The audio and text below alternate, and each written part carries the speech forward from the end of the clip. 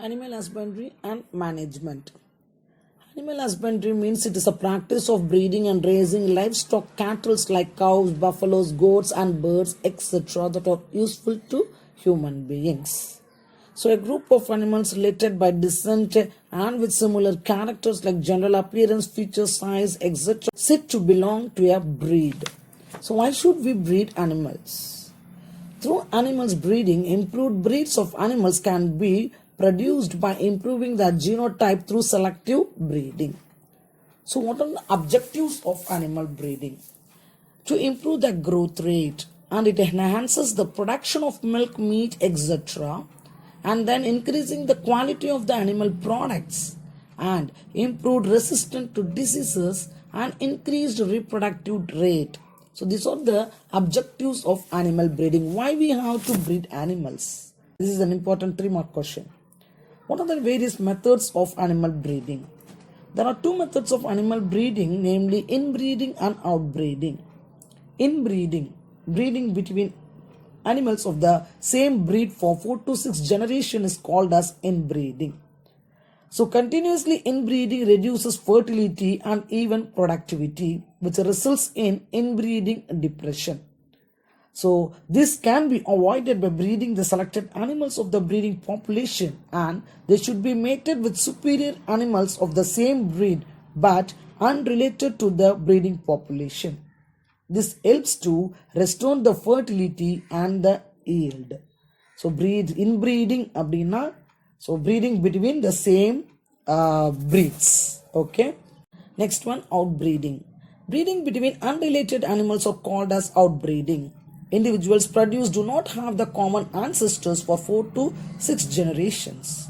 Outbreeding helps to produce new and favorable traits, that means the characters, to produce hybrid with superior quality, and helps to create new breeds. This outbreeding has 2 types. One is the outcrossing, crossbreeding, and interspecific hybridization. What is outcrossing? It is a breeding between unrelated animals of the same breed but having no common ancestry. This is called as outcrossing. Crossbreeding means breeding between a superior male of one breed with a superior female of another breed. The cross-breed progeny has superior traits, that means the hybrid vigor or heterosis. Next one is the intraspecific hybridization. In this method of breeding, mating is between male and female of 2 different species. The progeny obtained from such crosses are different from their parents and may possess the desirable traits of the parents. So, have you heard about mule?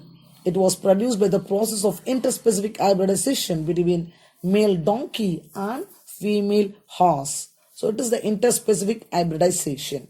So, these are the various methods of animal breeding. First one is inbreeding, outbreeding. In outbreeding, we are having outcrossing and crossbreeding, and then interspecific hybridization.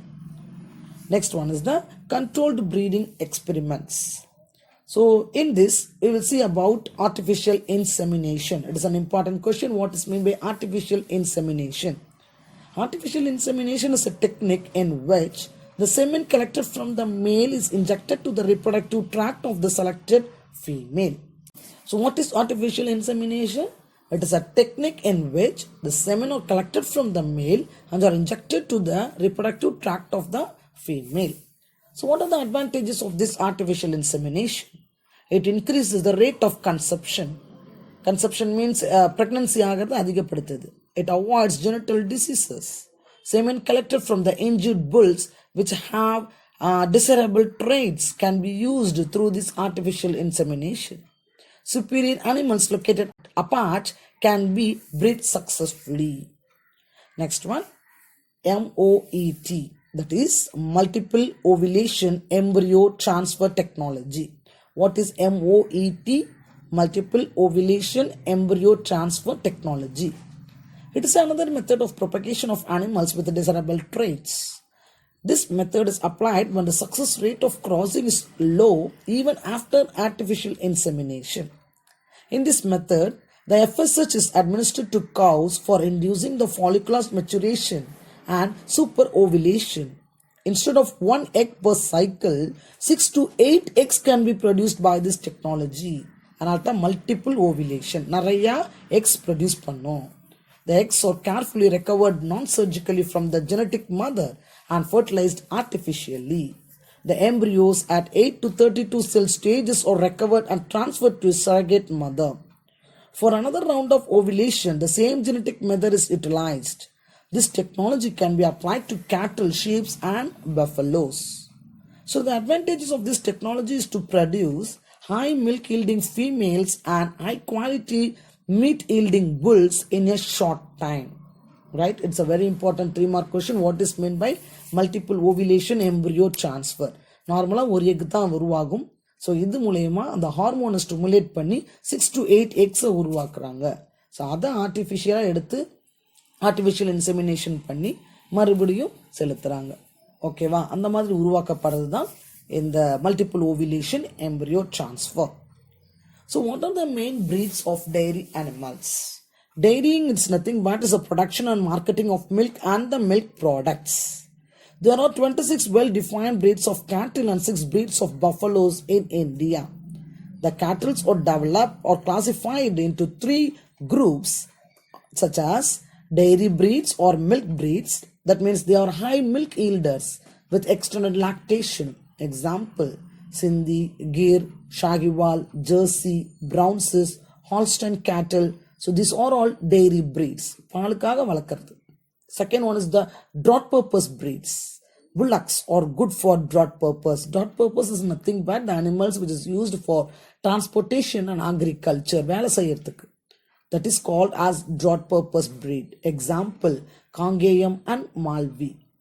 And in dual purpose breeds, cows are meant for yielding more milk and bullocks are used for better drought purposes.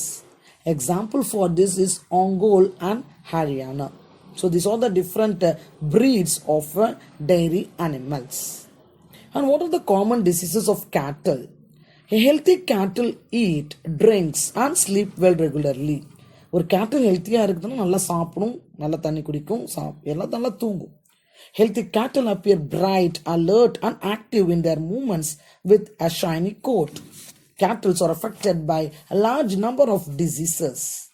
Cattle in ill health appear dull, restless and change posture frequently with drop in milk yield.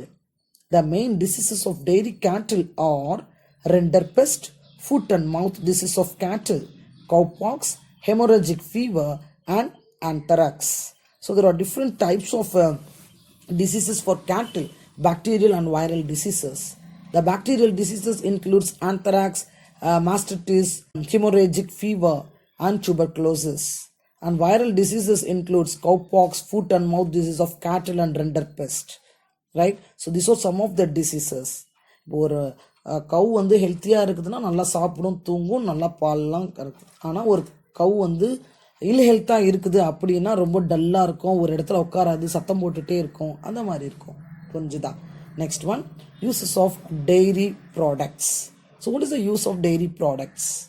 Milk is produced by dairy animals, which is an emulsification of fat and lactose. Milk contain enzymes which are destroyed during pasteurization. Pasteurization என்னன்னு உங்களுக்கு தெரியும், பாலை நல்லா சுண்டு காய்ச்சறது. Okay, so milk is a rich source of vitamin A, B2, B1 and deficient in vitamin C. மில்க்ல அதிகமா ஏவும் B2, B1 இருக்கு, என்ன இல்லை, விட்டமின் சி இல்லை. So due to this, its high nutrition value would serve as a complete food for infants. Dairy products such as yogurt, thair, cheese, butter, ice cream, condensed milk, curd and milk powder processed from milk make dairy a highly forming attraction. Meat. Meat is rich in protein and also contain many minerals like iron, zinc, vitamins and selenium. It also contains vitamins needed for human diet. And land management. Grazing of livestock is sometimes used as a way to control weeds and undergrowth. And last one is the manure. Manure can spread on agriculture fields to increase the crop yield. So these are the different uses of dairy products. And we will continue and complete the lesson in our class. Thank you.